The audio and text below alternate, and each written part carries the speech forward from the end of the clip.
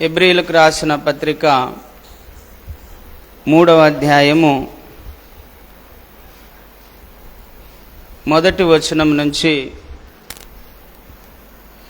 12వ వచనం వరకు మనం చదువుకుందాం. ఎవరైనా ఒకరు చదివి సహాయం చేయండి. మైక్లో చదవండి.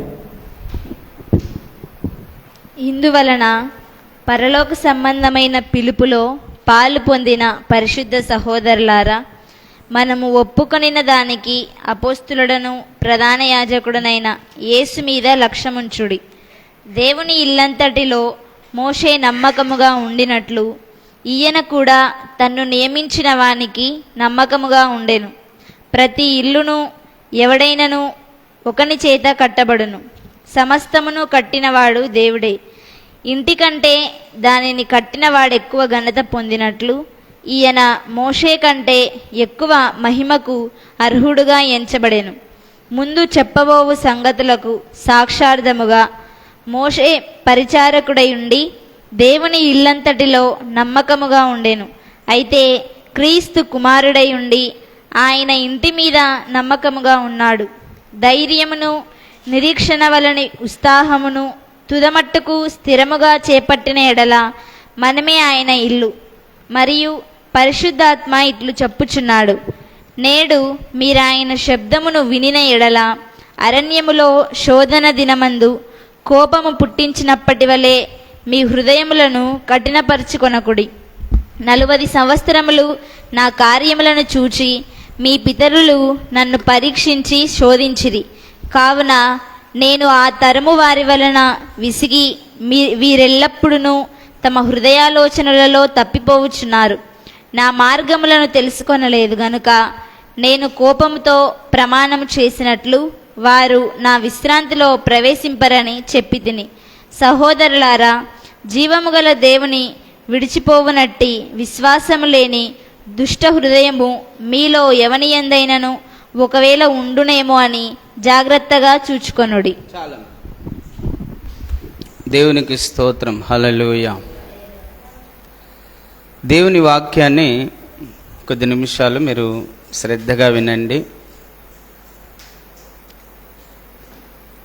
సామెతల గ్రంథంలో ఒక మాట ఉందండి, నమ్మకమైన వానికి మెండైన దీవెనలు ఉంటాయి. ఎవరైతే దేవునికి నమ్మకంగా ఉంటారో వారికి మెండైన దీవెనలు అనుగ్రహించబడతాయండి. అంతేకాదు, వారు మహిమపరచబడతారు. ఇప్పుడు మోషేను గురించి ఇక్కడ రాయబడిందండి. మోషే దేవుని ఇల్లంతటిలో నమ్మకమైన వాడుగా ఉన్నాడు. అంటే దేవుని యొక్క గృహ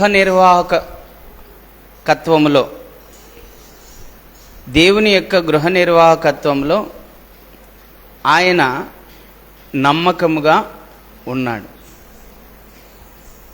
గృహ నిర్వాహకత్వం అంటే ఏంది అమ్మా? గృహ నిర్వాహకత్వం అంటే ఇప్పుడు చూడండి, ఉదాహరణకు చెప్తాను నేను.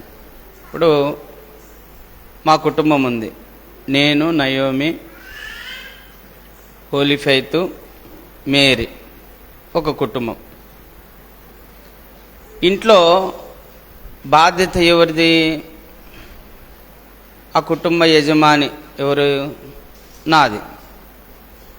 ఇప్పుడు కుటుంబానికి బాధ్యతగా వ్యవహరించాలి నేను. అంటే ఆ కుటుంబానికి ఏమేమి అవసరమో అవన్నీ కూడా నేను చక్కగా నిర్వర్తించగలగాలి. అంటే కుటుంబం ఉండడానికి కావాల్సిన ఇల్లు, ఫస్ట్ ఆఫ్ ఆల్ ఇల్లు కావాలి, కావాల్సిన ఆహారం కావాలి, కావాల్సిన వస్త్రాలు కావాలి, వారికి చదువులు కావాలి, వారికి మంచి జ్ఞానం నేర్పాలి, ప్రభు యొక్క శిక్షణ బోధ నేర్పాలి. ఇవన్నీ గృహ నిర్వాహకుని యొక్క బాధ్యత, ఆ గృహ నిర్వాహకత్వంలో నమ్మకముగా ఉండడం. ఇప్పుడు కొన్ని కుటుంబాల్లో చూస్తాం, అన్న అస్సలు పట్టించుకోడన్నా, నన్ను పట్టించుకోడు, నా పిల్లల్ని కూడా పట్టించుకోడు, ఎప్పుడు తాగడానికే డబ్బులన్నీ అయిపోగొట్టి మళ్ళా నేను కూలో నాలో చేసుకొని సంపాదించుకున్న డబ్బులు కూడా మళ్ళా వచ్చి ఇంటికి వచ్చి ఆ డబ్బులు ఇవ్వమని నాతో కొట్లాడతాడన్నా. మేము అక్కడక్కడ వెళ్ళినప్పుడు ఆ కుటుంబాల్లో ఉన్న బాధలు వాళ్ళు చెప్పుకుంటున్నటువంటి విషయాలు చెప్తూ ఉన్నాను నేను. అంటే ఆ వ్యక్తి నమ్మకమైన వాడు కాదు. భార్యకు నమ్మకంగా లేడు, అమ్మా పిల్లలకు నమ్మకంగా లేడు. గృహ నిర్వాహకుడు అనేవాడు భార్యకు నమ్మకంగా ఉండాలి, పిల్లలకు నమ్మకంగా ఉండాలి. మా డాడీ ఉన్నాడు, మాకేం భయం లేదు,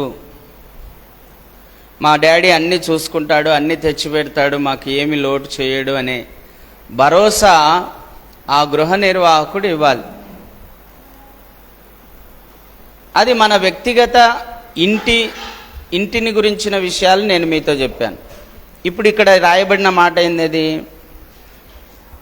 చదవండి అమ్మా ఒకసారి, 2వ వచనం. దేవుని ఇల్లంతటిలో మోషే నమ్మకముగా ఉండినట్టు, ఈయనంటే ఎవరు? యేసు ప్రభు వారు తన్ను నియమించిన వానికి నమ్మకముగా ఉండెను.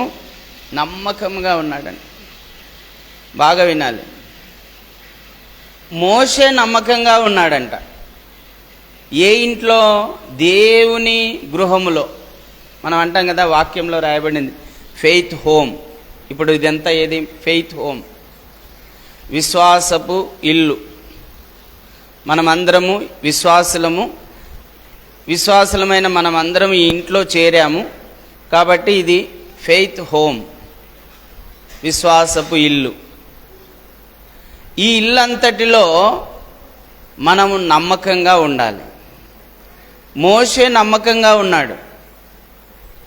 ఎవరి ఇల్లంతటిలో? దేవుని ఇల్లంతటి. ఇందాక చెప్పుకున్నాం మన ఇల్లది. మన ఇంటిలో ఇంటి యజమానుడు నమ్మకంగా ఉండాలి. ఇప్పుడు దేవుని సంఘములో దేవుని విశ్వాసులు, దేవుని సేవకులు నమ్మకముగా ఉండాలి. మోషే దేవుని ఇంటిలో నమ్మకంగా ఉన్నాడు. దేవుని ఇల్లు ఏది ఇప్పుడు అమ్మా? ఈ సంఘం. ఈ సంఘంలో మనం అందరము చేర్చబడ్డాం. ఈ ఇల్లు దేవుని ఇల్లు. ఇప్పుడు మనం అందరము దేవుని ఇంట్లో ఉన్నాం, దేవుని సంఘములో ఉన్నాం, జీవముగల దేవుని సంఘములో ఉన్నాం, మహిమగల సంఘములో ఉన్నాం, కృపగల సంఘములో ఉన్నాం, ఆయన స్వరక్తమిచ్చి సంపాదించిన సంఘములో ఉన్నాం. ఈ సంఘానికి శిరస్సు ఎవరు? ప్రభువే. మన ప్రభువు మోషే కంటే నమ్మకంగా ఉన్నాడంట.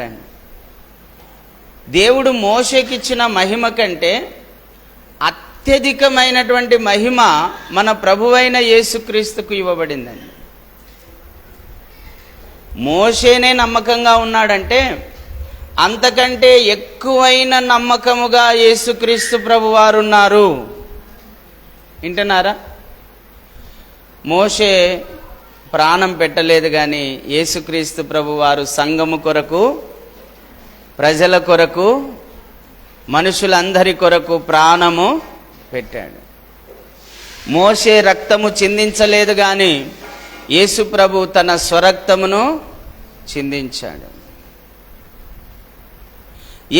మోషే గాయాలు పొందలేదు, కానీ యేసుక్రీస్తు ప్రభు వారు తన శరీరం అంతా కూడా గాయాలు పొందాడు. మోషే మన కోసం మరణం పొందలేదు, కానీ యేసుక్రీస్తు ప్రభువారు మన కోసమే మరణం పొందాడు తన యవ్వన కాలంలో 33.5 సంవత్సరంలో. అందుకే మోషే కంటే అత్యధికమైన మహిమ యేసుక్రీస్తు ప్రభు వారికి ఇవ్వబడిందండి. బాగా గుర్తుపెట్టుకోండి. ఎవరైతే దేవుని ఇంట్లో నమ్మకముగా పనిచేస్తారో వారికి మహిమ అనుగ్రహించబడుతుంది. హల్లెలూయా. మళ్ళొకసారి చెప్తాను, బాగా వినండి అమ్మా. దేవుని ఇల్లు ఏంటి? ఇప్పుడు మనం అందరం ఎక్కడున్నామమ్మా? దేవుని ఇంట్లో ఉన్నాము. మనం అందరం అనేక కుటుంబాలు కలిసి దేవుని ఇల్లు. ఈ దేవుని ఇంట్లో అనేక కులాల వారు ఉంటారు, అనేక మతాల వారు ఉంటారు, అనేక జాతుల వారు ఉంటారు. అందరము కలిసి మనమందరము దేవుని ఇంట్లో ఉన్నాము. ఇప్పుడు దేవుని ఇంట్లో ఉన్నటువంటి మనము, విశ్వాస గృహంలో ఉన్నటువంటి మనము, ఈ ఫెయిత్ హోమ్లో ఉన్నటువంటి మనము దేవునికి నమ్మకముగా ఉంటే నువ్వు అత్యధికంగా మహిమపరచబడతావు. హల్లెలూయా. మనం చెప్తూ ఉంటాం, మన ఆంధ్ర రాష్ట్రంలో మనం గొప్పగా చెప్పుకుంటుంటాం ఒక దైవ సేవకుని గురించి. ఎవరి గురించి చెప్పండి? అంటే అందరి సేవకుల కంటే ఆయన గొప్పవాడు అని చెప్పుకుంటుంటాం. మనం యేసన్న గారి గురించి చెప్పుకుంటూ ఉంటాం. ఎందుకు? దేవుని ఇంటిలో ఆయన నమ్మకముగా పనిచేసినాడు. హల్లెలూయా. అన్ని విషయాల్లో నమ్మకంగా ఉన్నాడు ఆయన. పరిశుద్ధత విషయంలో నమ్మకంగా ఉన్నాడు, డబ్బు విషయంలో నమ్మకంగా ఉన్నాడు, అమ్మా విశ్వాసుల పట్ల నమ్మకంగా ఉన్నాడు, సేవకుల పట్ల నమ్మకంగా ఉన్నాడు, దేవుని పట్ల నమ్మకంగా ఉన్నాడు. తన బాధ్యతను తను చక్కగా నిర్వర్తించి తన తదనంతరం కూడా ఆ పరిచర్య నిలిచి ఉండేలాగా దేవుని వాక్యానుసారంగా ఆ సంఘాన్ని నిలబెట్టిపోయాడు. అందుకే మనము ఆయనను గొప్పగా మహిమపరుస్తూ ఉన్నాం. హల్లెలూయా. మనం కాదు, దేవుడే అతన్ని మహిమపరిచాడు. అంతకుముందు చెప్పుకునే వాళ్ళం మేరెక్క అని. యేసన్న గారి అక్కగారు మేరెక్క మంచి ప్రార్థనాపర్రాలు అని చెప్పుకునేవారండి ఎక్కడికి వెళ్ళినా కూడా. అంటే దేవుడు మేరెక్కను కూడా మహిమపరిచినాడు. ఆ తర్వాత మనం చూస్తే నంద్యాల పట్టణంలో దైవ సేవకులు సుధాకర్ అన్న గారిని గురించి మనం చెప్పుకుంటాం. దేవుడు అన్నగారిని గొప్పగా మహిమపరిచాడు. హల్లెలూయా. దేవుడు ఎవరిని మహిమపరుస్తాడు అంటే ఎవరైతే ఆయన ఇల్లంతటిలో నమ్మకముగా ఉంటారో, ఆయన సంఘములో ఎవరైతే నమ్మకముగా ఉంటారో వారికి ఆయన మహిమను అనుగ్రహిస్తాడు. హల్లెలూయా. అవునండి అమ్మా, బాగా వినండి. దేవుడు మనకు ఏ పని అయితే అప్పగించాడో ఆ పనిలో మనం నమ్మకముగా ఉండాలి. నీకు వంట పని అప్పగించాడనుకోండి, ఆ వంట పనిలో నువ్వు నమ్మకముగా, ఓపికగా, సహనముతో, ఎన్ని శ్రమలు వచ్చినా, ఎన్ని బాధలు వచ్చినా, ఎవరు ఏమన్నా, ఎవరు దూషించినా, ఎవరు తిట్టినా, ఎవరు ఏమనుకున్నా ఆ పనిని నువ్వు ఖచ్చితంగా కొనసాగించావు అనుకోండి, ఒక రోజున ప్రభు నిన్ను మహిమపరుస్తాడు. హల్లెలూయా. ప్రభు మహిమపరుస్తాడు. నాకు ఈ సంఘం మీద నాయకత్వం నాకు ఇచ్చాడు. ఈ సంఘానికి నాయకునిగా ఉండి నడిపించమని ఒక నాయకత్వాన్ని ఇచ్చాడు. దాంట్లో నేను నమ్మకంగా ఉన్నప్పుడు దేవుడు నన్ను మహిమపరుస్తాడు. హల్లెలూయా. నమ్మకంగా ఉండాలండి. ఏ పని విషయంలో అయినా నమ్మకంగా ఉండాలి.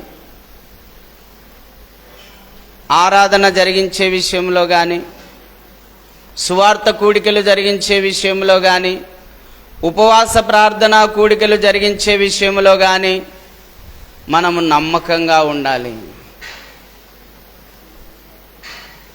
నేను ఎక్కడ ఆరాధనకి వెళ్ళినా, ఎక్కడ ప్రార్థనకి వెళ్ళినా 9 గంటల కంటే 8:45, 8:30కే అక్కడ ఉంటానండి. వాళ్ళకు తెలుసు అన్న వచ్చేస్తాడు, ముందే వచ్చేస్తాడని వాళ్ళకు నమ్మకం. గతంలో ఉన్న సేవకుడు రాయపాల్లో 10కి ఆరాధన కంటే 11 గంటలకు వచ్చేవాడంట, ఒక్కోసారి 12కు కూడా వచ్చేవాడంట. అది క్రమమేనా? అది నమ్మకమేనా? అది మంచిదేనా?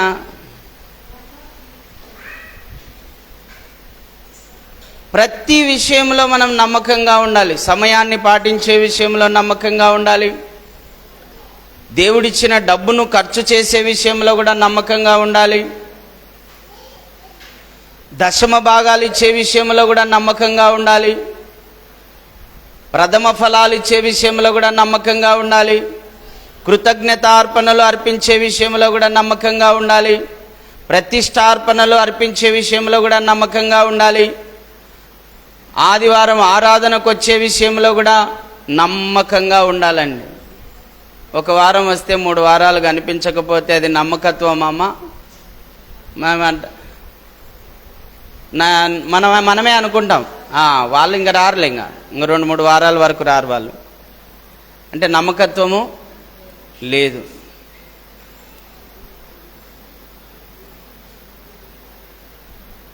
నమ్మకమైన వానికి మెండైన దీవెనలున్నాయి. అనేక సంవత్సరాలుగానండి మేము ఒక క్రమాన్ని పాటిస్తూ వస్తున్నాం. ఉపవాస ప్రార్థనలు అయితేనేం, ఆరాధన కూడికలు అయితేనేం, సువార్త కూడికలు అయితేనేం, చక్కగా క్రమంగా వాటిని మిస్ అవ్వకుండా చక్కగా జరిగిస్తున్నాం. బాధ్యతగా శ్రమలున్నా, ఎన్ని కష్టాలున్నా, ఎవరు ఇచ్చినా ఇవ్వకపోయినా ఆ మీటింగ్స్ జరిగించడం కానీ, ఆ ప్రార్థనలు జరిగించడం కానీ, ఎన్ని కష్టాలున్నా అవి జరిగిస్తూ వస్తున్నామండి. ఇప్పుడు అదే నా నమ్మకం. నేను ప్రభు పని నమ్మకంగా చేస్తున్నాను. దేవుడు ఏదో ఒక రోజు నన్ను మహిమపరుస్తాడు. హల్లెలూయా. ఏదో ఒక రోజు నన్ను ఆశీర్వదిస్తాడు. ఏదో ఒక రోజు తగిన సమయంలో హెచ్చిస్తాడు. పేతురు అంటాడు కదా, ఆయన బలిష్టమైన చేతుల కింద మీరు దీన మనస్కులై ఉండండి, తగిన సమయంలో ఆయన మిమ్ములను హెచ్చిస్తాడా, తగ్గిస్తాడా? ఎట్లుండాల మనం ఆయన చేతి కింద? దీన మనస్కులమై ఉండాల, తగ్గించుకొని ఉండాలా. అయ్యా ఒక్కరొచ్చినా నేను బోధిస్తాను ప్రభా, ఎవరు రాకపోయినా ఆరాధన జరిగిస్తాం ప్రభా, ఎవరు రాకపోయినా ఉపవాస ప్రార్థన జరిగిస్తాం ప్రభా. నమ్మకత్వాన్ని చూస్తాడండి దేవుడు, నమ్మకత్వాన్ని చూస్తాడు. చూడండి, చదవండి ఆ మాటలు. దేవుని ఇల్లంతటిలో మోషే నమ్మకముగా ఉండినట్లు ప్రభువైన యేసుక్రీస్తు కూడా తన్ను నియమించిన వానికి నమ్మకముగా ఉండెను. అమ్మా, దేవుడు ఒక పని మీద మనల్ని నియమిస్తాడు అనుకోండి, ఆ పని మీద మనం ఎట్లుండాలా? నమ్మకంగా ఉండాలి. దేవుడు నీకు ఏ పని అయితే అప్పగించాడో ఆ పని మీద నువ్వు నమ్మకంగా ఉన్నట్లయితే తగిన సమయంలో దేవుడు నిన్ను హెచ్చిస్తాడు, మెండైన దీవెనలు నీకు కుమ్మరిస్తాడు, తర్వాత నిన్ను మహిమపరుస్తాడు. హల్లెలూయా. మీ అందరికీ తెలుసు ఒక వాక్యం, ఎప్పుడు చెప్తుంటాను. రోమా 8:29లో ఆయన సంకల్పము చొప్పున దేవుడు పిలుస్తాడు, పిలువబడినటువంటి వారిని నీతిమంతులుగా చేస్తాడు. ఎవరైతే నీతిమంతులుగా చేయబడతారో వారిని దేవుడు మహిమపరుస్తాడు. హల్లెలూయా. అంటే దేవుడు నీకు అప్పగించిన పనిలో నువ్వు నమ్మకముగా పని చేయాలి. దేవుడు నీకు అప్పగించిన పనిలో నువ్వు నీతిని అనుసరించాలి, నీతిని అనుసరించాలి. నమ్మకత్వం కోరుతూ ఉన్నాడండి దేవుడు. అమ్మా, ఈ అంత్య దినాల్లో ఎక్కడ చూసినా నమ్మకం అనేదే లేదండి. ఒక ఆయన అంటున్నాడు, అన్నో ఈ రోజుల్లో తల్లిని నమ్మనికి లేదు, పిల్లల్ని నమ్మనికి లేదు, కొడుకుని నమ్మనికి లేదు, భార్యను నమ్మనికి లేదు, అన్నను నమ్మనికి లేదు, తమ్ముని నమ్మనికి లేదు అంటున్నాడండి. అంటే ఎవరిలో కూడా నమ్మకత్వం అనేది లేదు. నమ్మకత్వం అనేది నాశనం అయిపోయింది. ఒక భార్య భర్తకు నమ్మకంగా లేదు, ఈరోజు ఇంకొకరితో తిరుగుతూ ఉంది. ఒక భర్త భార్యకు నమ్మకంగా లేడు, ఇంకొకరితో తిరుగుతూ ఉన్నాడు. నా ప్రియుడు అంటూ చెప్పుకుంటూ ఆ ప్రియుణ్ణి మోసం చేసి ఇంకొక ప్రియునితో తిరుగుతున్నటువంటి ప్రియురాళ్ళు. అంటే ఎక్కడ కూడా నమ్మకం లేదు. అన్నదమ్ముల్లో కానీ, అక్క చెల్లెల్లో కానీ, భార్యాభర్తల్లో కానీ, ప్రియుల్లో కానీ ఎక్కడ కూడా నమ్మకత్వం అనేది కనపడడం లేదండి. మరి నమ్మకత్వం లేని వారికి ఏ శిక్ష ఉందో ఒకసారి చూద్దాం. బైబిల్ పరిశుద్ధ గ్రంథంలో మత్తయి సువార్త, మైక్ తీసుకొని చదవమా, మత్తయి సువార్త 25 నుంచి 14వ వచనం నుంచి 30వ వచనం వరకు చదవమా. స్పష్టంగా నిదానంగా చదువు, ఏం పర్వాలే. వినండి, చూసుకోండి. బైబిల్ ఉన్న వాళ్ళు తెరిచి చూసుకోండి. మత్తయి సువార్త 25వ అధ్యాయము 14వ వచనం నుంచి 30వ వచనం వరకు. పరలోక రాజ్యము ఒక మనుష్యుడు దేశాంతరమునకు ప్రయాణమై తన దాసులను పిలిచి తన ఆస్తిని వారికి అప్పగించినట్లుండును. అతడు ఒకనికి 5 తలాంతులను, ఒకనికి 2, ఒకనికి 1 ఎవని సామర్థ్యం చెప్పున వానికిచ్చి వెంటనే దేశాంతరము పోయెను. 5 తలాంతులు తీసుకొనిన వాడు వెళ్ళి వాటితో వ్యాపారము చేసి మరి 5 తలాంతులు సంపాదించెను. అలాగుననే 2 తీసుకొనిన వాడు మరి 2 సంపాదించెను. అయితే 1 తలాంతు తీసుకొనిన వాడు వెళ్ళి భూమి త్రవ్వి తన యజమానుని సొమ్ము దాచిపెట్టెను. బహుకాలమైన తరువాత ఆ దాసుల యజమానుడు వచ్చి వారి యొద్ద లెక్క చూచుకొనెను. అప్పుడు 5 తలాంతులు తీసుకొనిన వాడు మరి 5 తలాంతులు తెచ్చి, అయ్యా, నీవు నాకు 5 తలాంతులను అప్పగించితివే, అవియుగాక మరి 5 తలాంతులు సంపాదించితినని చెప్పెను. అతని యజమానుడు, బలా నమ్మకమైన మంచి దాసుడా, నీవు ఈ కొంచెములో నమ్మకముగా ఉంటివి, నిన్ను అనేకమైన వాటి మీద నియమించెదను, నీవు నీ యజమానుని సంతోషములో పాలు పొందుమని అతనితో చెప్పెను. అలాగే 2 తలాంతులు తీసుకున్నవాడు వచ్చి, అయ్యా, నీవు నాకు 2 తలాంతులు అప్పగించితివే, అవియుగాక మరి 2 తలాంతులు సంపాదించితినని చెప్పెను. అతని యజమానుడు, భలా నమ్మకమైన మంచి దాసుడా, నీవు ఈ కొంచెంలో నమ్మకముగా ఉంటివి, నిన్ను అనేకమైన వాటి మీద నియమించెదను, నీ యజమానుని సంతోషములో పాలు పొందుమని అతనితో చెప్పెను. తరువాత 1 తలాంతు తీసుకొనిన వాడు వచ్చి, అయ్యా, నీవు విత్తని చోట కోయువాడవును, చల్లని చోట పంట కూర్చుకొనివాడునైనా కఠినుడవని నేను ఎరుగుదును. గనుక నేను భయపడి వెళ్ళి నీ తలాంతును భూమిలో దాచిపెట్టితిని. ఇదిగో నీది నీవు తీసుకొనుమని చెప్పెను.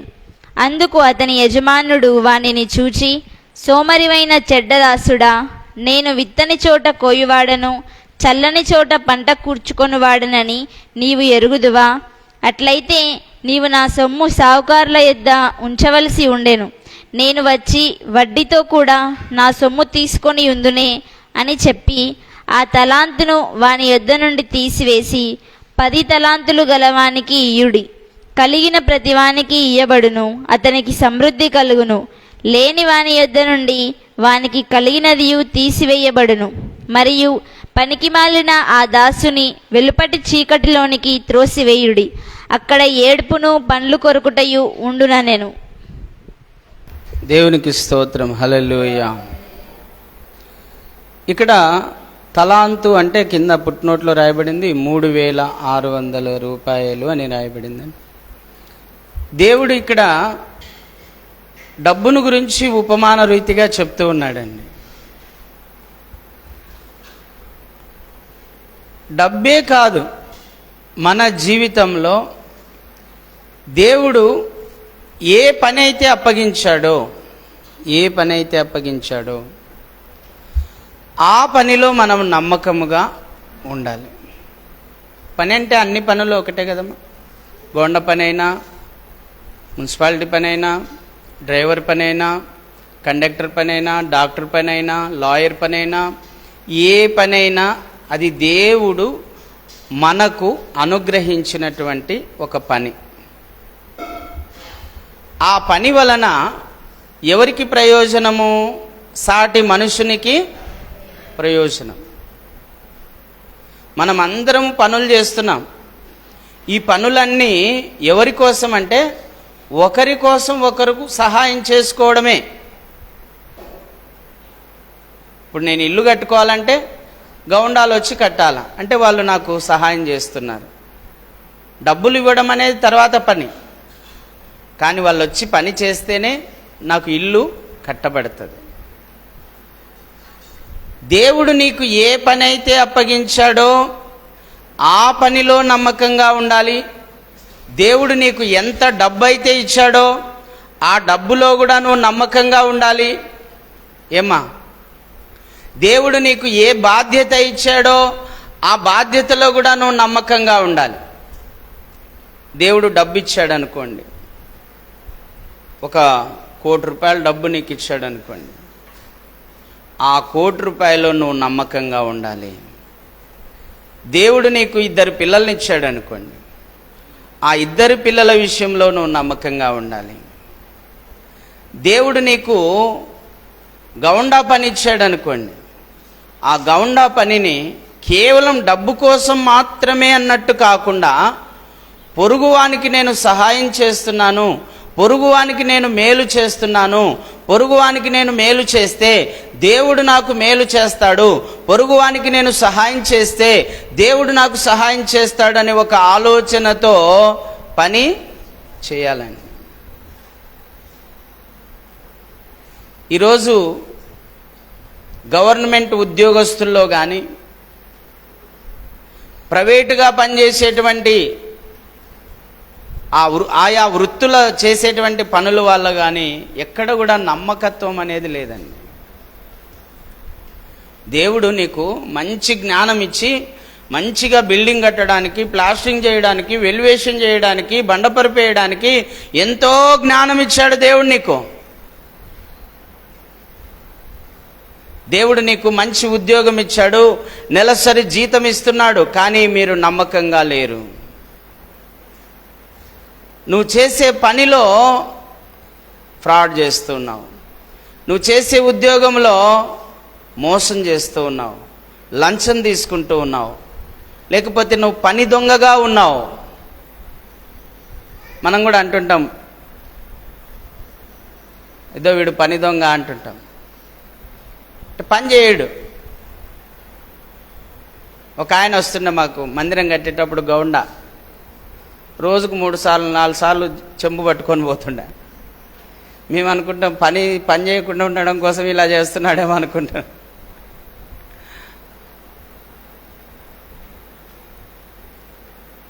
పని దొంగలు కూడా ఉంటారు. అంటే దేవుడు నీకు ఏ పని అయితే ఇచ్చాడో ఆ పనిలో నువ్వు నమ్మకంగా లేకపోతే నీకు దీవెనలు దొరకవు, ఆశీర్వాదం అనేది దొరకదు. ఈ తలాంతులు అంటే ఏంటమ్మా? ఇప్పుడు నీకు పాటలు పాడే వరం ఇచ్చినాడు, అదొక గొప్ప తలాంతు. ఒక ఆయన అయితే అడిగి మరి వస్తారు, అన్న ఎక్కడన్నా మీటింగ్లు ఉంటే చెప్పండి అన్న, వచ్చి నేను పాటలు పాడి దేవుణ్ణి మహిమపరుస్తానని. అంటే అతని ఆసక్తి ఏంది? నేను ఎక్కడికి వెళ్ళినా పాటలు పాడి దేవుని నామాన్ని మహిమపరచాలి, ఎందుకంటే నాకు దేవుడు పాటలు పాడే వరము ఇచ్చాడు.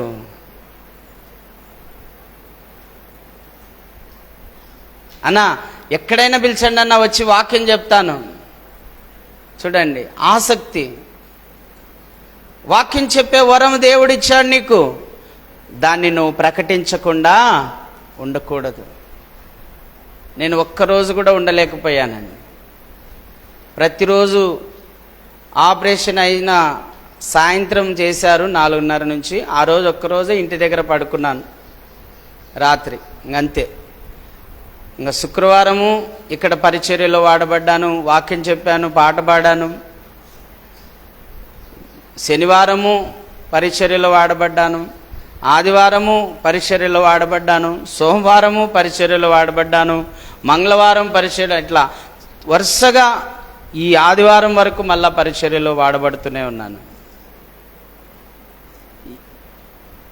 ఎందుకంటే భారము, బాధ్యత. ఒక పక్క ఈ నరాలు నస్తూ ఉన్నాయి, తల నస్తున్నాయి, తల నరాలు నస్తున్నాయి. ఏం కాదులే, దేవుడు ఉన్నాడు, ఆయనే చూసుకుంటాడు. స్వస్థపరిచే దేవుడు మనకున్నాళ్ళే అని చెప్పి ధైర్యంగా వెళ్తూ ఉంటే ఆయనే నాకు తోడుగా ఉండి స్వస్థపరుస్తున్నాడు, సమాధానంతో నడిపిస్తూ ఉన్నాడు. హల్లెలూయా. అవునండి, ఎవరైతే నమ్మకంగా ఉంటారో వాళ్ళు మెండైన దీవెనలు పొందుతారండి. నిజంగా నేను చెప్తూ ఉన్నాను, దేవుడు నా నమ్మకత్వాన్ని చూశాడండి. గురువారం ఆపరేషన్ చేయించుకున్నాను. ఒక అక్క అడిగింది, సార్ మీరు ఆపరేషన్ చేయించుకున్నారు కదా, శుక్రవారం ప్రార్థన ఉంటుంది అంటే, అమ్మ 100 6 అయినా 6 100 అయినా ఉంటుంది. నేను కూడా ఉంటాను ఆ ప్రార్థనలో 12 గంటలు. Praise the Lord. హల్లెలూయా. శుక్రవారం రోజు ఉదయం నుంచి సాయంత్రం 6:30 7 వరకు ఇక్కడే ఉన్నాం దేవుని సన్నిధిలో. వాక్య పరిచర్య చేయడానికి, పాట పాడి స్తుతించడానికి దేవుడు సహాయం చేశాడు. అందుకే దేవుడు, అమ్మా నేను చెప్తున్నా కదా, నమ్మకమైన వానికి మెండైన దీవెనలు కలుగుతాయి అన్నట్టుగా దేవుడు నన్ను ఆశీర్వదించాడు. హల్లెలూయా. దేవుడు నన్ను ఆశీర్వదించాడు అంటే ఇంక మీరు అర్థం చేసుకోండి, నాకు ఏమి లోటు లేకుండా తినడానికి కానీ, కట్టుకోవడానికి కానీ, ఉండడానికి కానీ, కారు కంతు కట్టడానికి కానీ, పైన మందిరం పైన కట్టడాలకు తెచ్చిన అప్పు కానీ కట్టడానికి కానీ, శిల్ప సహకారంలో లోన్ తెచ్చినటువంటి లోన్ కట్టడానికి కానీ దేవుడు సమృద్ధినిచ్చాడు. హల్లెలూయా. ఒక దైవ సేవకుడు అంటున్నాడు, అన్నా నీకు చాలా ధైర్యం ఉంది. నాది కాదు ఆ ధైర్యము, వాక్యంలో ఎక్కడ రాయబడింది? పరిశుద్ధాత్మ వలన కలిగిన ధైర్యం. మనకుంటుందమ్మా ధైర్యం? మనకుండేది కాదు అది, దేవుని ఆత్మ ద్వారా కలిగినటువంటి ధైర్యం అది. దేవుని ఆత్మ ద్వారా అనుగ్రహించబడిన విశ్వాసం అది. ఓ నేను నిలబడగలనా, మాట్లాడగలనా, ఆపరేషన్ చేయించుకున్నానే, శుక్రవారం ఉదయం 6 నుంచి సాయంత్రం 6 వరకు నేను ఉండగలనా అని అధైర్యపడినాం అనుకో, ఉండలేం, భయపడతాం, ఇంటి దగ్గర పోయి పండుకుంటాం. నా మనసు ఎట్లా అంటే, ఇంటి దగ్గర ఉండడానికి మనసు ఒప్పదు. ప్రార్థన ఉంది అంటే ప్రార్థనలోనే ఉండాలన్న ఆశ. బ్రతుకుట క్రీస్తే, చావైతే లాభం. అలాంటి విధానాలు దేవుడు నాకు నేర్పాడండి. నమ్మకంగా ఉండాలి. దేవుడేమో ఒకనికేమో ఎన్ని తలాంతులు ఇచ్చాడమ్మా? 5. ఒకనికేమో 2, ఒకనికేమో 1. ఇప్పుడు ఇక్కడున్నాం మనము. ఒక్కొక్కరికి ఒక్కో తలాంతు ఇచ్చాడు దేవుడు. కొంతమందిని ఐశ్వర్యం విషయంలో ఆశీర్వదించి ఉంటాడు, కొంతమందిని పాటలు పాడే విషయంలో ఆశీర్వదించి ఉంటాడు, కొంతమందిని వాక్యం చెప్పే విషయంలో ఆశీర్వదించి ఉంటాడు, కొంతమందిని బర్మబాలాగా హెచ్చరించే విషయంలో ఆశీర్వదించి ఉంటాడు. ఒక్కొక్కరికి ఒక్కో తలాంతు ఉంటుందండి. అమ్మా ఇక్కడ మీకు కూడా ఒక్కొక్కరికి ఒక టాలెంట్, ఒక్కొక్క టాలెంట్ ఉంటుందండి. ఒక్కొక్కరికి ఒక పని అప్పగించుంటాడు దేవుడు, ఒక్కొక్కరికి ఒక జ్ఞానం ఇస్తాడు దేవుడు, ఒక్కొక్కరికి ఒక తెలివి ఇస్తాడు, ఒక్కొక్కరు ఒక వివేచన ఇస్తాడు, ఒక్కొక్కరికి ఒక ఆలోచన ఇస్తాడు, ఒక్కొక్కడికి ఒక్కొక్క పని అప్పగిస్తాడు దేవుడు. మొదట అద్వితీయ వచ్చి ఇక్కడ బండలు తుడిచేవాడు. సరే ఆయనకు ఇబ్బందికరంగా ఉన్నట్టుందని చెప్పి ఆయనను వదిలేని చెప్పి ఎవరు చేస్తారు సంఘంలో అన్నప్పుడు సద్గుణమ్మక్క నాదుషకు దేవుడు ఆ పని అప్పగించాడు. వాళ్ళు నమ్మకంగా చేస్తూ ఉన్నారు. ఒక్కరోజు కూడా కుంటుపడకుండా శనివారం రాత్రో లేకపోతే ఉదయాన్నో వచ్చి ముందుగానే వచ్చి ఈ పరిచర్య అంతా కూడా చేస్తూ ఉన్నారు. కసువులు కొట్టి బండలు దుడిచి మందిరం అంతా కూడా శుభ్రం చేసేస్తున్నారు. దేవుడు వాళ్ళకు ఆ తలాంతు ఇచ్చాడు. అయితే ఆ తలాంతు విషయంలో వాళ్ళు ఎలాగుండాలి? నమ్మకంగా ఉండాలి. అందరికి దొరుకుతుందేమో ఆ భాగ్యం? మరి ఇంతమంది ఉన్నారు, వాళ్ళకి లేదే? అది ఒక్కరికి మాత్రమే దొరుకుతుంది. అది ఎవరికో? వంట చేసేది ఎవరికో, వాళ్ళకే దొరుకుతుంది. అది వాచల్లమ్మక్క, సద్గుణమ్మ, సాయనురక్క అనేక సంవత్సరాల నుంచి వంట పని చేస్తూ ఉన్నారు. మీటింగ్లకు కూడా వాళ్ళే వంటలు వండుతూ ఉన్నారు. దేవుడు వాళ్ళకి ఆ తలాంతు ఇచ్చాడు. అమ్మ, నేను చెప్తున్నాను ఈరోజు, మీరు ధన్యులు. అయితే మీరు నమ్మకంగా పని చేయండి. ఒక రోజున మెండైన దీవెనలు మీరు పొందుకుంటారు. హల్లెలూయా. మెండైన దీవెనలు పొందుకుంటారు. ఒక ఆయన అంటున్నాడు, అయ్యా, ఈరోజు ఆ వ్యక్తి అమెరికాలో ఉన్నాడు, 2 లక్షల రూపాయల జీతం వస్తుంది, ఒక ఉన్నత స్థితిలో ఉన్నాడు. కారణం ఏంటంటే వాళ్ళ నాయన చర్చిలో కసువులు కొట్టేవాడు, బండలు తుడిచేవాడు, వచ్చిన సేవకులను ఇంటికి తీసుకుపోయి భోజనం పెట్టేవాడు. అందుకే ఆయన కుమారుడు ఈరోజు ఉన్నత స్థితిలో ఉన్నాడని సాక్ష్యం చెప్తున్నారండి. హల్లెలూయా. మేము అనేక గ్రామాలు వెళ్తూ ఉన్నప్పుడు, అనేక పట్టణాలు వెళ్తూ ఉన్నప్పుడు వాళ్ళు అక్కడ చెప్తున్న సాక్ష్యాలు వింటూ ఉంటే మాకు ఆశ్చర్యం అనిపిస్తుందండి. నిజమేనండి. ప్రభువు పని చేస్తే ప్రభువు వారి పని తప్పకుండా చేస్తాడు. ప్రభు అన్నాడు కదా, నా పని చేయండి, నేను మీ పని చేస్తాను. అయితే నమ్మకముగా ఉండాలి. ఈ 5 తలాంతులు తీసుకున్నవాడు వ్యాపారం చేసి మరి 5 తలాంతులు సంపాదించి రెడీగా ఉన్నాడు. యజమానుడు వచ్చేసరికి ఆయన దూరదేశం వెళ్ళిపోయినాడు, అక్కడ లేడు. యజమానుడు లేకపోయినా నమ్మకంగా పని చేశాడు. 5 తలాంతులకు మరి 5 తలాంతులు సంపాదించుకొని 10 తలాంతులు చేతబట్టుకొని ఉన్నాడు. యజమానుడు రాగానే ఆ 10 తలాంతులు యజమాని చేతిలో పెట్టాడండి. Praise the Lord. హల్లెలూయా. ఏమంటున్నాడు? బలా నమ్మకమైన దాసుడా, ఈ కొంచెంలో నువ్వు నమ్మకంగా ఉన్నావు గనక అనేకమైన వాటిపైన నిన్ను నియమిస్తాను. హల్లెలూయా. అంతే కదండి. కొంచెంలో నమ్మకంగా ఉంటే అమ్మా ఇంకా ఎంతైనా నీకు ఇస్తాడు దేవుడు. 2 తలాంతులు వాడు వ్యాపారం చక్కగా చేసి మరీ 2 తలాంతులు సంపాదించి 4 తలాంతులు చేతబట్టుకొని యజమానుని రాగానే చేతిలో పెట్టాడు. అయ్యా, ఇదిగో 4 తలాంతులు తీసుకొచ్చాను, తీసుకోండి, 2కు 2 సంపాదించానన్నాడు. బల నమ్మకమైన మంచి దాసుడా, నువ్వు కొంచెములో నమ్మకంగా ఉన్నావు గనక నీకు అత్యధికమైన వాటి మీద అధికారం ఇస్తానన్నాడండి. హల్లెలూయా. యేసయ్య నామమునకే మహిమ కలుగునుగాక. వీళ్ళిద్దరూ నమ్మకస్తులేనండి. ఒకనికేమో ఎక్కువ ఇచ్చాడు, ఆ ఎక్కువలో కూడా నమ్మకంగా ఉన్నాడు.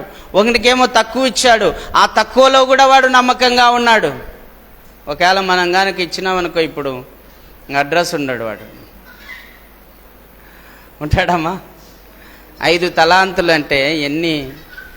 ఈ రోజుల్లో అయితే కొన్ని లక్షల రూపాయలు. అప్పట్లోనే 3600 అది తలాంతుకు.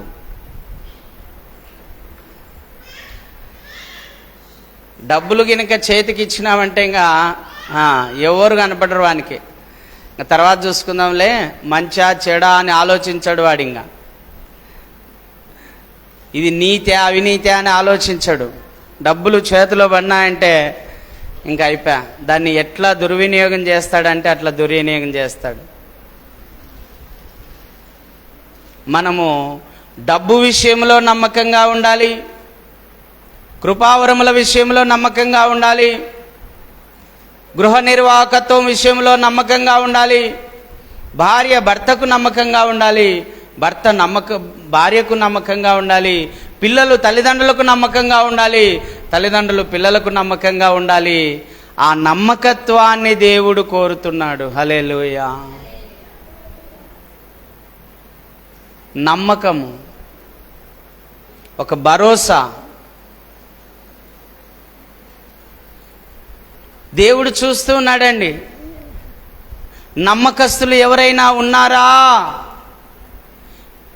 ఈ అభిషిక్తుని సంఘాల్లో ఎవరైనా నమ్మకస్తులు ఉన్నారా అని చూస్తున్నాడండి.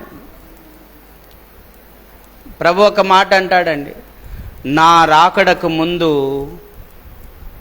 మనుషుల్లో విశ్వాసము నేను కనుగొందునా అంటున్నాడండి. అంటే నమ్మకత్వము కనపడదంట. ఏడ నమ్మకం ఉందమ్మా? ఉన్నామమ్మా, దేవునికి నమ్మకంగా ఉన్నామా? ఎక్కడ నమ్మకంగా ఉన్నామండి? అన్ని విషయాల్లో తప్పిపోతున్నాం. పాప విషయాల్లో తప్పిపోతున్నాం, దురాలోచనల విషయాల్లో తప్పిపోతూ ఉన్నాం. ఎక్కడ నమ్మకంగా ఉన్నారండి మీరు? ఉన్నామా? అవినీతికి పాల్పడుతున్నాం, అక్రమాలకు పాల్పడుతున్నాం, ఓటుకు డబ్బు తీసుకుంటున్నాం. ఉందే నమ్మకం?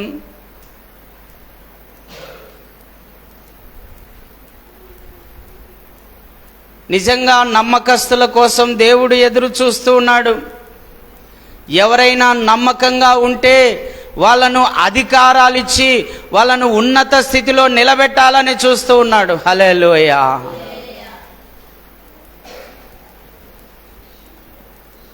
దావీదు దేవునికి నమ్మకంగా ఉన్నాడు. అందుకే ఇజ్రాయేలు దేశానికి శాశ్వత రాజుగా కూర్చోబెట్టాడు. హల్లెలూయా. మోషే దేవుని ఇల్లంతటిలో నమ్మకంగా ఉన్నాడు. 6 లక్షల జనాంగాన్ని ఐగుప్తు నుండి కనానుకు నడిపించడానికి ఒక బలమైన సాధనంగా వాడబడ్డాడు. అమ్మా, మీరు మీ ఇంట్లో నమ్మకంగా ఉండాలి, దేవుని ఇంట్లో కూడా మీరు నమ్మకంగా ఉండాలి. వింటున్నారమ్మా? అక్కడ ఒకవేళ కింద కూర్చోలేక పైన కూర్చో, ఏం పర్లే. ఎవరైనా పైన కూర్చోవచ్చమ్మా, కుర్చీలు ఉన్నాయి. మీరు మీ ఇంట్లో నమ్మకంగా ఉండాలి, దేవుని ఇంట్లో కూడా మీరు నమ్మకంగా ఉండాలండి. నమ్మకత్వాన్ని దేవుడు చూస్తాడు. నమ్మకత్వాన్ని దేవుడు చూసేది. ఒకడు మాత్రము, అమ్మా ఎన్ని తలాంతులు ఇచ్చాడు దేవుడు? వానికి ఒక్కటే ఇచ్చింది, ఒకే ఒక తలాంతు ఇచ్చాడు. కానీ ఆ తలాంతును వాడు వాడలేదు, ఆ తలాంతును వాడు ఉపయోగించలేదు. ఆ తలాంతును తీసుకుని వెళ్ళి ఎక్కడ దాచిపెట్టినాడండి. ఎక్కడ దాచిపెట్టినాడమ్మా? పైగా ఏమంటున్నాడు? నువ్వు విత్తని చోట కోయివాడవని. చదువమ్మా మాట ఒకసారి చదువమ్మా మాట. తరువాత ఒక తలాంతు తీసుకొనిన వాడును వచ్చి, అయ్యా, నీవు విత్తని చోట కోయివాడవును, చల్లని చోట పంట కూర్చుకొని వాడవునైనా కఠినుడవని నేను ఎరుగుదును. గనుక నేను భయపడి వెళ్ళి నీ తలాంతును భూమిలో దాచిపెట్టిదిని. ఇదిగో నీది నీవు తీసుకొనమని చెప్పాను. చూడండి, విత్తని చోట కోయివాడవని, చల్లని చోట పంట కూర్చువాడవని నేను ఎరుగుదును. అని నిజంగా చెప్పండి అమ్మా, అలాంటోడా యజమానుడు? మన యజమానుడైన యేసు ప్రభు అలాంటోడా? మన సృష్టికర్త అయిన దేవుడు అలాంటోడా? కరుణామయుడు, దయామయుడు, ప్రేమామయుడు, కృపామయుడు, క్షమించే దేవుడే. ఆ క్షమించే దేవుణ్ణి పట్టుకొని ఏమంటున్నాడమ్మా? కఠినుడు అంటున్నాడు. అంటే వీడు తన యజమానుని యొక్క మనస్సు వీడు ఇంకా గ్రహించలేదు. ఈరోజు సంఘములో ఉన్న మీరు కూడా యేసయ్య మనస్సు మీరు ఎరిగి ఉన్నారా? యేసయ్య ప్రేమను మీరు ఎరిగి ఉన్నారా? యేసయ్య యొక్క ఆ దయాగుణమును, క్షమాగుణమును, త్యాగమును మీరు ఎరిగి ఉన్నారా అని నేను అడుగుతూ ఉన్నానండి. ఈరోజు చాలామందికి తెలియదండి యేసయ్యని గురించి. యేసయ్య సన్నిధిలోనే ఉంటారు, యేసయ్య మందిరానికి వస్తారు, కానీ యేసయ్యను గురించి వాళ్ళకు పూర్తిగా అవగాహన లేదు. వారి మనోనేత్రాలు ఇంకా మూయబడి ఉన్నాయి. వారు ఇంకా అపవాది సంబంధులుగా ఉన్నారు. ఈ యుగ సంబంధమైన దేవత వాళ్ళ హృదయంలో ఇంకా నివాసం చేస్తూ ఉంది. ఆయన ప్రేమను వాళ్ళు గ్రహించలేరు, ఆయన దయాగుణాన్ని గ్రహించలేరు, ఆయన క్షమాగుణాన్ని గ్రహించలేరు, ఆయన చేసిన త్యాగమును కూడా వారు గ్రహించలేకపోతున్నారండి. అమ్మ, ఇలాంటి వాళ్ళు కూడా ఉన్నారండి సంఘంలో. అందుకే దేవుడు ఏమంటున్నాడో చూడండి, ఏమంటున్నాడో చూడండి మా అతని గురించి చదవండి. అందుకు అతని యజమానుడు వానిని చూచి సోమరివైన చెడ్డదాసుడా. ఎవడంటమ్మా వీడు? సోమరి. బాగా ఒకసారి పలకండి, ఎవరంట? ఉందే మనలో కూడా సోమరితనం?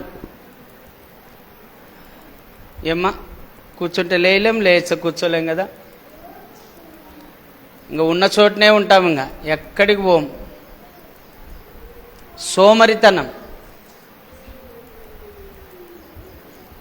అట్లా భర్తకు పరిచర్య చేయలేం, పిల్లలకు పరిచర్య చేయలేం, ఇట్లా సంఘానికి వస్తే సంఘంలో పరిచర్య చేయలేం, ఇట్టున్న పుల్ల అట్ట చేయలేం. ఇంకా సోమరులు అనక ఏమంటాడమ్మా దేవుడు?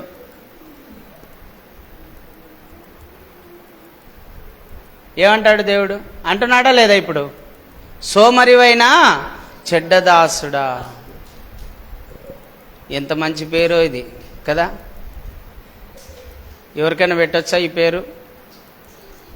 ఎవరైనా ఉన్నారా ఇట్లాంటి పేరు గల వాళ్ళు మన సంఘంలో? సోమరివైనా చెడ్డదాసుడా. నిరుపయోగం, ఎందుకు పనికిరాని వ్యక్తిగా ఉన్నాడు సంఘంలో. కుటుంబంలో కూడా ఎందుకు పనికిరాని వ్యక్తిగా ఉన్నాడు. కర్నూలులో నేను ఒక ఇంటికి పోయానండి. పోతే ఆమె చాలా బాగుంది, చాలా స్ట్రాంగ్గా ఉంది, చాలా బలంగా ఉంది, చాలా మంచిగా ఉంది, ఆరోగ్యంగా. ఆమె భర్త మటుకు ఒక రూమ్లో పడేయబడినాడు, అస్థిపంజరంలాగా అయిపోయాడండి. ఏంటమ్మా అలాగున్నాడు, ఏందమ్మా అంటే, అయ్యా నా పెళ్ళి అయిన దగ్గర నుంచి వాడు ఒక్క పని చేసింది లేదు, ఏ పని లేదు. నేను సంపాదించుకొని తీసుకొని వస్తే గవర్నమెంట్ జాబ్ ఆమెది, తాగి తాగి తాగి తాగి లివర్ పాడైపోయి ఇలా అయిపోయాడు. ఇంకా చూడండి, ఇంక ఎవరికి ప్రయోజనం అండి ఆయన? భార్యకి ఏమన్నా ప్రయోజనమా? పిల్లలకి ఏమన్నా ప్రయోజనమా? ఈరోజు చాలామంది త్రాగుడుకు బానిసలైపోయి భార్యకు పనికి రాకుండా ఉన్నారు, పిల్లలకు కూడా పనికి రాకుండా అయిపోయి నిష్ప్రయోజకులైపోయారు, సోమరులైపోయారు, చెడ్డవారిగా మిగిలిపోయారండి సమాజంలో. చెడ్డోళ్ళు అంటారా మంచోళ్ళు అంటారా వాళ్ళను? చెడ్డవారిగా మిగిలిపోయారు. అయ్యా కుటుంబానికి నమ్మకంగా ఉండాలి నువ్వు. అమ్మా నీ భర్తకు నువ్వు నమ్మకంగా ఉండాలి, నీ పిల్లలకు నువ్వు నమ్మకంగా ఉండాలి. ఈరోజు భయంకరమండి, పిల్లలను వదిలిపెట్టి వెళ్ళిపోతూ ఉన్నారు, భర్తలు భార్య పిల్లలను వదిలిపెట్టిపోతున్నారు. ఏమ్మా ఏంది అంటే, అన్నా ఇంకొకరిని తీసుకొని వెళ్ళిపోయాడన్నా, ఇదిగో మమ్మల్ని ఇలా పడేసిపోయాడన్నా, నేను పెట్రోల్ బంకులో పనిచేస్తూ ఉంటూ పిల్లలను చదివించుకుంటున్నానన్నా.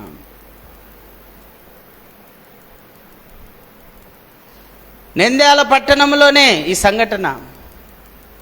ఇలాగూ ఒక్కటి కాదు, వందలు వేలు సమస్యలండి. నమ్మకంగా లేరు, ప్రమాణాలు చేసి తాళిగట్టి అమ్మా, దేవుని సన్నిధిలో ప్రమాణాలు చేసి పెళ్లి చేసుకొని వదిలిపెట్టి వెళ్ళిపోతూ ఉన్నారు. పిల్లలను వదిలిపెట్టిపోతున్నారు, భార్యను వదిలిపెట్టిపోతున్నారు. కొంచెమైనా జాలి లేదు, కొంచెమైనా కరుణ లేదు, కొంచెమైనా దేవుని ఆత్మ లేదు.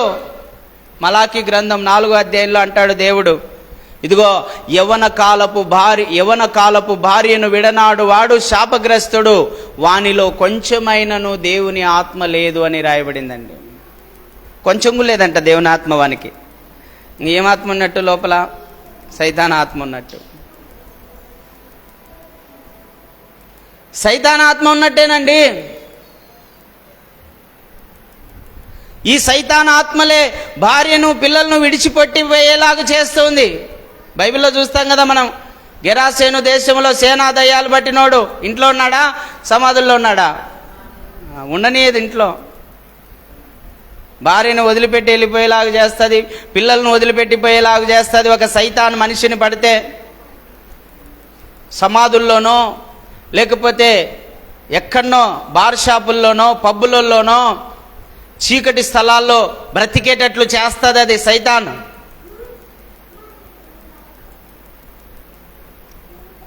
అందుకే దేవుడు చెప్తూ ఉన్నాడండి, మీరు నమ్మకంగా ఉండాలి.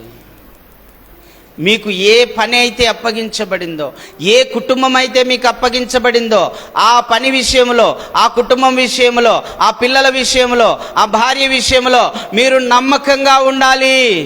నమ్మకంగా ఉంటే మీరు మెండైన దీవెనలు పొందుతారు. హల్లెలూయా. యేసయ్య నామమునకే మహిమ కలుగునుగాక. చూడండి అంటున్నాడు, సోమరివైన చెడ్డదాసుడా, నేను విత్తని చోట కోయివాడను, నేను విత్తని చోట కోయివాడనని, చల్లని చోట పంట చల్లని చోట పంట కూర్చువాడనని నీవు ఎరుగుదువా? నువ్వు ఎరుగుదువా? అట్లయితే నీవు నా సొమ్ము సాహుకారుల యొద్ద ఉంచవలసి ఉండెను. సాహుకారుల దగ్గర ఉంచవలసి ఉండెను కదా. నేను వచ్చి వడ్డీతో కూడా నా సొమ్ము తీసుకొని ఉందును కదా అని చెప్పి ఆ తలాంతును వాని యొద్ద నుండి తీసివేసి 10 తలాంతులు గలవానికి ఇయ్యుడి. కలిగిన ప్రతి వానికి ఇయ్యబడును. అతనికి సమృద్ధి కలుగును. లేని వాని యొద్ద నుండి వానికి కలిగినది తీసివేయబడును. మళ్ళా చదువు మా మాటను. కలిగిన ప్రతి వానికి ఇయ్యబడును. బాగా వినాలి మీరు. కలిగిన ప్రతి వానికి ఇయ్యబడును. అతనికి సమృద్ధి కలుగును. లేని వాని యొద్ద నుండి వానికి కలిగినది తీసివేయబడును. మరియు పనికి మాలిన ఆ దాసుని, ఎవరంటమైనా పనికి మాలిన దాసుడు అంట. సోమరైన దాసుడు, పనికి మాలిన దాసుడు. సోమరి అయిన దాసుడు, పనికి మాలిన దాసుడు. పనికి మాలిన దాసుడా, ఆ దాసుని వెలుపటి చీకటిలోనికి త్రోసివేయుడి. అక్కడ ఏడుపును పండ్లు కొరుకుటయును ఉండునని అనేను. Praise the Lord. హల్లెలూయా. ఎక్కడ పోయినాడమ్మా? నరకానికి వెళ్ళిపోయినాడు. చీకటి బిలంలో వేయబడ్డాడు. అక్కడ ఏడుపు పండ్లు కొరుకుటై ఉంటుంది. ఇదొక శిక్ష. నమ్మకముగా లేకపోతే దేవుని ఇంటిలో కానీ, నీ కుటుంబంలో కానీ, దేవుని ఇంట్లో కానీ నువ్వు నమ్మకంగా లేకపోతే నువ్వు చీకటి వెలుపల త్రోసివేయబడతావు. అక్కడ పండ్లు కొరుకుటయు ఏడుపు ఉంటుంది. ఒక నరక శిక్ష నీకు అనుగ్రహించబడుతుంది. ఏం శిక్షమ్మా? నరక శిక్ష. ఏముంటది నరకంలో? వేదన, యాతన, బాధ, శ్రమ, దప్పిక, కేకలు. వేదన, యాతన, బాధ, శ్రమ, దప్పిక, కేకలు. ఇవన్నీ ఉంటాయి. ఆ భయంకరమైన శిక్షను నువ్వు భరించాల్సి వస్తుంది. అందుకే దేవుడు చెప్తూ ఉన్నాడండి, మీరు నమ్మకంగా ఉండండి. లూకాసు వార్త 16వ అధ్యాయం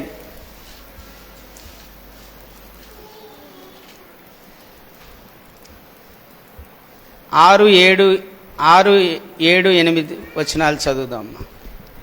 వాడు 100 మనుగుల నూనె అని చెప్పగా నీవు నీ చీటీ తీసుకొని త్వరగా కూర్చో. 8వ వచనం చదవమ్మా. అన్యాయస్తుడైన, బాగా వినాలి, అన్యాయస్తుడైన ఆ గృహ నిర్వాహకుడు యుక్తిగా నడుచుకొనెనని వాని యజమానుడు వానిని మెచ్చుకొనెను. వెలుగు సంబంధుల కంటే ఈ లోక సంబంధులు తమ తరమును బట్టి చూడగా యుక్తిపరులై ఉన్నారు. అన్యాయపు సిరి వలన మీరు స్నేహితులను సంపాదించుకొనుడి. ఎందుకనగా ఆ సిరి మిమ్మును వదిలిపోవునప్పుడు వారు నిత్యమైన నివాసములో మిమ్మును చేర్చుకొందురు అని మీతో చెప్పుచున్నాను. మిక్కిలి కొంచెంలో నమ్మకముగా ఉండువాడు ఎక్కువలోను నమ్మకముగా ఉండును. మిక్కిలి కొంచెంలో అన్యాయముగా ఉండువాడు ఎక్కువలోను అన్యాయముగా ఉండును. కాబట్టి మీరు అన్యాయపు సిరి విషయంలో నమ్మకముగా ఉండని ఎడల సత్యమైన ధనమును ఎవరు మీ వశము చెయ్యును. మీరు పరుల సొమ్ము విషయంలో నమ్మకముగా ఉండని ఎడల మీ సొంతమైనది మీకు ఎవడిచ్చును. ఏ సేవకుడును ఇద్దరు యజమానులకు సేవింపలేడు. వాడు ఒకరిని ద్వేషించి ఒకరిని ప్రేమించును లేక ఒకరిని అనుసరించి ఒకరిని తృణీకరించును. మీరు దేవుని సిరిని సేవింపలేరని చెప్పాను. హల్లెలూయా. అంతే కదండి. కొంచెంలో నమ్మకంగా లేనోడు ఎక్కువలో కూడా నమ్మకంగా, 1,00,000 రూపాయలు ఇస్తేనే నమ్మకంగా లేవు, 1,00,00,000 రూపాయలు ఇస్తే నమ్మకంగా ఉంటావమ్మా? అడ్రస్ ఉండడు, అమెరికాలోనే కనపడతాడు, అక్కడ ఉంటాడు. ఇంకా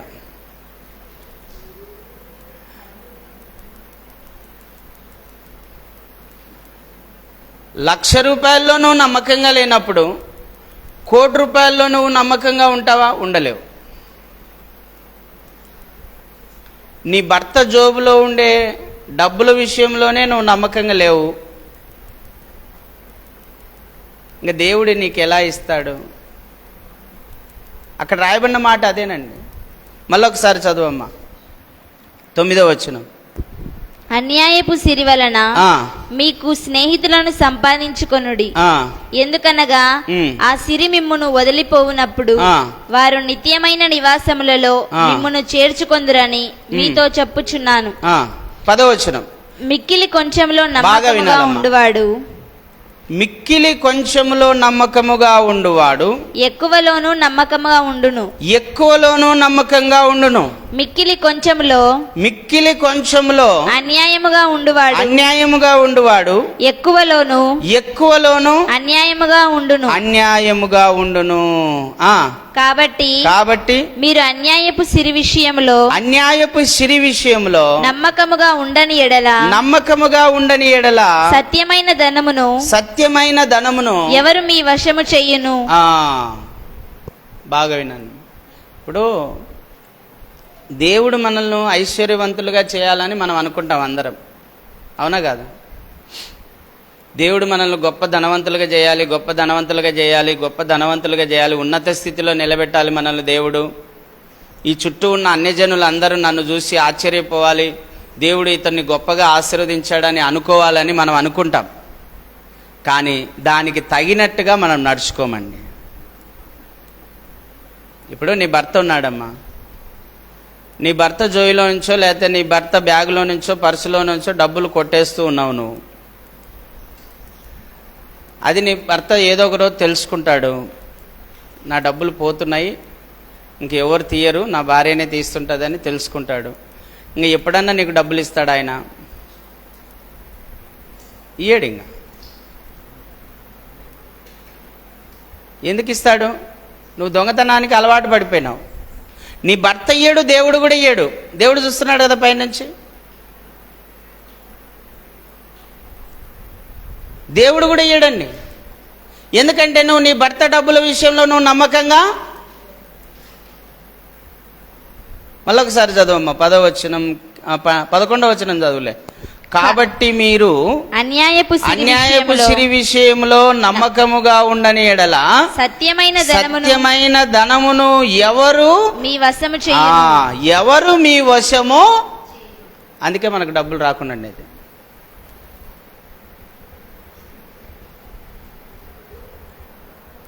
డబ్బులు మన చేతిలో ఎందుకు వచ్చి పడ్డంలే అంటే మనం నమ్మకంగా లేము.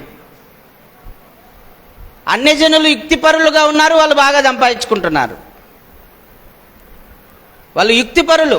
ప్రభువే చెప్తున్నాడు, వాళ్ళు మనకంటే, దేవుని నమ్మిన పిల్లల కంటే అన్యజనులు యుక్తిపరులు అని చెప్తున్నాడు దేవుడే. చాలా తెలివైన వాళ్ళంట వాళ్ళు.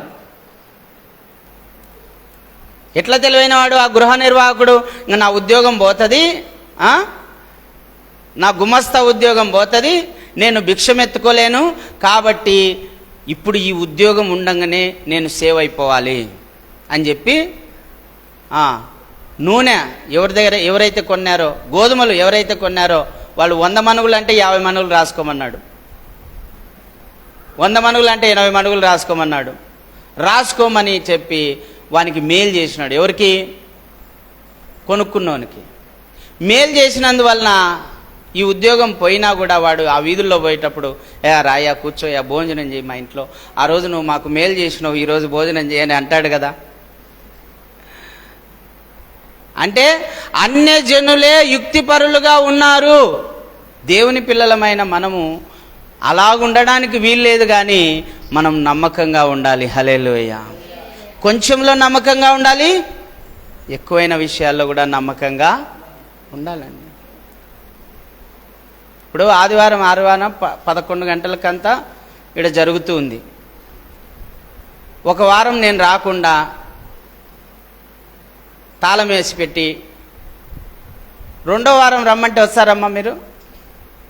ఎందుకంటే తాళం వేసినారు, పోయిన వారం ఇంకా ఈ వారం కూడా ఉన్నారో లేదలే, పోకుండా అంటే కానీ అనుకుంటా.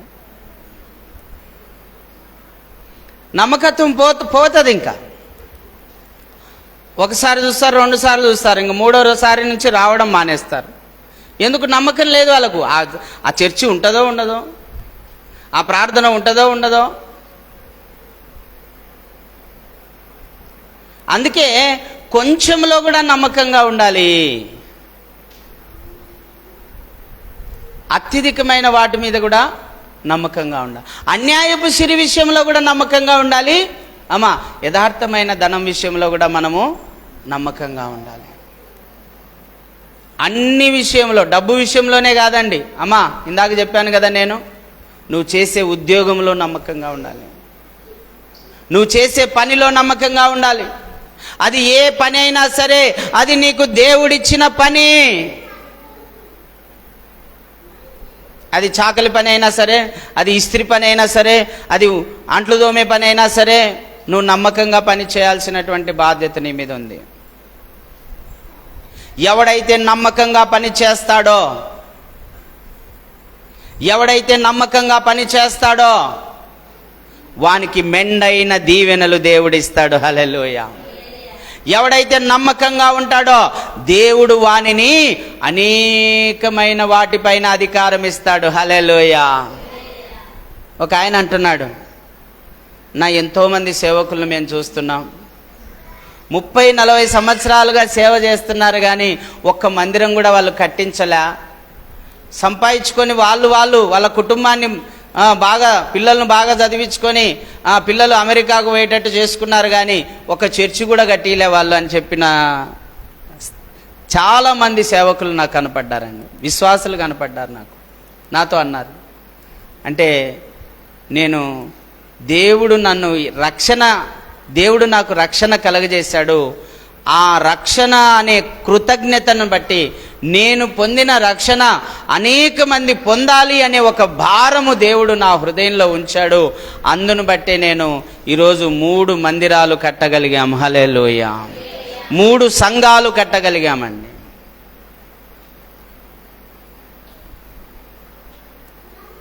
నమ్మకత్వం ముఖ్యం. దేవుడు నమ్మకాన్ని చూస్తాడు.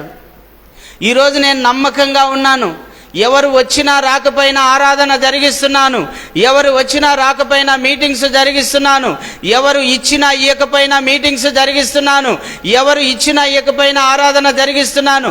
ఎవరు ఇచ్చినా ఇయ్యకపోయినా సువార్త పరిచర్య చేస్తున్నాను. సొంత డబ్బు మా కుటుంబానికి కూడా వాడుకోకుండా లక్షలాది రూపాయలు సేవ కొరకు ఖర్చు చేశాము అంటే నేను ఒకటే నమ్మకం పెట్టుకున్నానండి, ఒక రోజున దేవుడు నన్ను ఆశీర్వదిస్తాడు. హల్లెలూయా. ఆయన కోసం నేను నమ్మకంగా డబ్బును ఖర్చు చేస్తాను, నా శరీరాన్ని ఖర్చు చేస్తాను, నా సమయాన్ని ఖర్చు చేస్తాను, నా ఆరోగ్యాన్ని కూడా ఖర్చు చేస్తాను. నాకున్నదంతయు ప్రభు కోసం ఖర్చు చేస్తాను. నా జ్ఞానాన్ని ఖర్చు చేస్తాను, నా సమయాన్ని ఖర్చు చేస్తాను, నా శరీరాన్ని ఖర్చు చేస్తానని ఎప్పుడైతే నేను పూనుకున్నానో దేవుడు ఆశీర్వదించడం ప్రారంభించాడండి. హల్లెలూయా.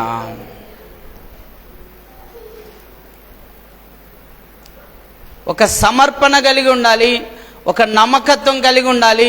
దేవుడు ఏ విషయంలో మిమ్మల్ని నాయకులుగా నియమించాడో ఆ విషయంలో మీరు నమ్మకంగా ఉండాలని పౌలు కూడా చెప్తాడండి. పౌలు తిమోతికి రాస్తూ మిమ్మల్ని దేవుడు ఏ ఏ విషయంలో నాయకులుగా నియమించాడో ఆ నాయకత్వం విషయంలో మీరు నమ్మకంగా ఉండాలి అంటాడండి. కాబట్టి ప్రియులారా, మీరందరూ నమ్మకంగా ఉండడానికి ఒక నిర్ణయం తీసుకోండి. ఈరోజు దేవుని సన్నిధిలో తీర్మానం తీసుకోండి. నీ కుటుంబం పట్ల నువ్వు నమ్మకం కలిగి ఉండాలి. నీ భర్త పట్ల నువ్వు నమ్మకం కలిగి ఉండాలి. నీ భార్య పట్ల నువ్వు నమ్మకం కలిగి ఉండాలి. నీ పిల్లల పట్ల నువ్వు నమ్మకం కలిగి ఉండాలి. నీ కుటుంబం పట్ల నువ్వు బాధ్యత కలిగి ఉండాలి. దేవుని ఇల్లులో కూడా నువ్వు బాధ్యత కలిగి ఉండాలి. దేవుని ఇల్లంతటిలో నువ్వు నమ్మకంగా ఉండాలి. దేవుడు నీకు ఏ తలాంతునిచ్చాడో ఆ తలాంతు విషయంలో నువ్వు నమ్మకంగా ఉండాలి. అదే ఈరోజు దేవుడు కోరుతూ ఉన్నాడు. మోకరించి ప్రార్థన చేయి. ప్రతి ఒక్కరూ ప్రార్థన చేయండి. విన్న వాక్యాన్ని గుర్తు చేసుకుంటూ, ఒక్కసారి నువ్వు నమ్మకత్వాన్ని పోగొట్టుకుంటే దాన్ని తిరిగి సంపాదించుకోవడం చాలా కష్టమండి. దేవుని ఇల్లంతటిలో నువ్వు నమ్మకంగా ఉండాలి. నీ కుటుంబంలో నువ్వు నమ్మకంగా ఉండాలి. నీ భర్త ఎడల నమ్మకాన్ని పోగొట్టుకున్నావు అంటే అది జీవితంలో మళ్ళా తిరిగి రాదు. నీ భార్య ఎడల నువ్వు నమ్మకంలో పోగొట్టుకున్నావు అంటే అది జీవితంలో మళ్ళా తిరిగి రాదు. దేవుని ఎడల నువ్వు నమ్మకత్వాన్ని పోగొట్టుకున్నావంటే మళ్ళా తిరిగి సంపాదించుకోవడం చాలా కష్టము. ప్రతి విషయంలో నువ్వు నమ్మకంగా ఉండాలని దేవుడు మీతో మాట్లాడుతూ ఉన్నాడు.